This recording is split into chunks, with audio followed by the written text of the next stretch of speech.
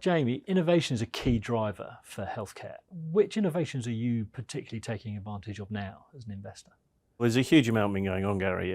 So if you look after the last 18, 24 months, we've seen real breakthroughs in areas like Alzheimer's, obesity and related comorbidities, respiratory diseases as well, and medical devices that help irregular heart rhythm. So they're some of the examples, but if you focus on the first three, that's where we're trying to get some exposure. And it's not just about the near term as well, it's about medium term, it's about longer term. Hopefully we can see upwards pressure on revenues and that falls through down to the earnings. And that's really, really what we're trying to do when we talk about exposing ourselves to new innovations that hopefully then become investable opportunities.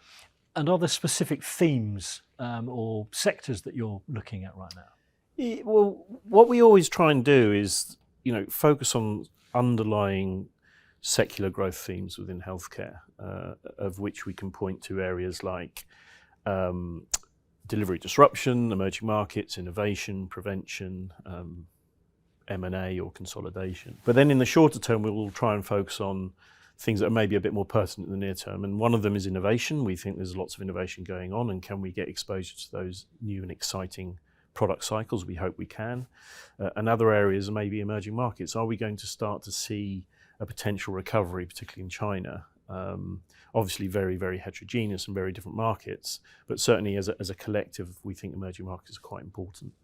And then the other thing, and it's just on the edges, we need to be careful about how we talk about it, we don't want to get over our skis, is artificial intelligence and machine learning. Is that starting to impact healthcare? We think it is in certain areas, but we're certainly we're not getting too excited, we're not getting too exuberant about that, because we just need to be careful about how we talk about it, I think.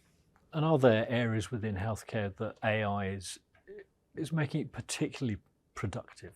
Yeah, so I would maybe point to two areas. The first one is diagnostics. Can the overlay of artificial intelligence and machine learning help more accurate diagnoses? We think the answer is possibly yes, particularly in areas like ultrasound.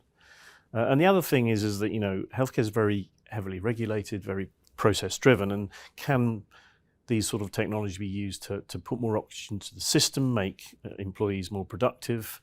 And we think the answer is yes, particularly in areas like contract research organisations. Can we get to a point where actually revenues can grow, but actually the cost bases can stay a bit more stable if we're putting more into the system with kind of these kind of AI and machine learning technologies? So we are starting to see it. It's a long journey ahead of us, so that's super exciting. But we don't want to get too carried away, particularly when it comes to things like solving the conundrum of research and development within the development of drugs. I'm sure the US elections come up in conversation recently. So what are your latest thoughts? Yeah, it's going to be fascinating, isn't it? I think maybe pass it out into two different sections. If you look at maybe drug pricing and access to care as the two main topics of discussion, and then maybe think about what might happen under the Democratic leadership and what might happen under Republican. So if you look at the Democrats, I think what you're likely to see is the Affordable Care Act continue to be supported, and potentially even subsidies for low-income US citizens continue to be in place. And so that would be a positive for access to care. In terms of the drug pricing, we had the Inflation Reduction Act introduced, I believe it was August 2022. And we really kind of have a much better understanding what that means now in terms of both volumes and in terms of pricing and the net present value of some of the more mature drugs that are used for US seniors. And we think that that's less draconian than was originally feared. So that's kind of where we are today. Switching gears, I guess, to the Republicans, maybe slightly different. I think on the access to care, there may be a risk that some of those subsidies are sunsetted. But on the other side, there's a perception that Republicans might be more supportive for the over 65s, and you may see some kind of rate relief on that side of it. So that could be a positive for the insurance companies that sell products into the over 65s. And then on the drug pricing side, it's a bit less visible. I mean, there's a perception that if Trump unwinds what he inherits, that might slow down the Inflation Reduction Act, which could be perceived as a modest positive for pharma and biotech. But actually, we don't truly know. So that's kind of like the two different parties and where they sit. And then the reality of what actually might happen, and we think it might be split Congress. So you may have a Democratic House of Representatives, you may have a Republican Senate, and then the race to the White House is very, very close. But ultimately, if it is a split Congress, we think far-reaching legislation is unlikely, and we think that's a modest positive in terms of the investment environment for us as healthcare investors, simply because it removes the worst-case scenarios off the table. So what's your outlook then, sort of into and immediately after the US election, and also for the longer term? Well, constructive. I mean, if you look at the recent earnings season, healthcare's been one of the better sectors in terms of positive surprises, so the fundamentals feel very strong.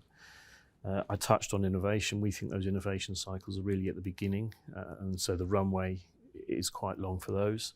And then there's the other things. I think, demand for healthcare products and services remains elevated post-COVID, so that's a positive.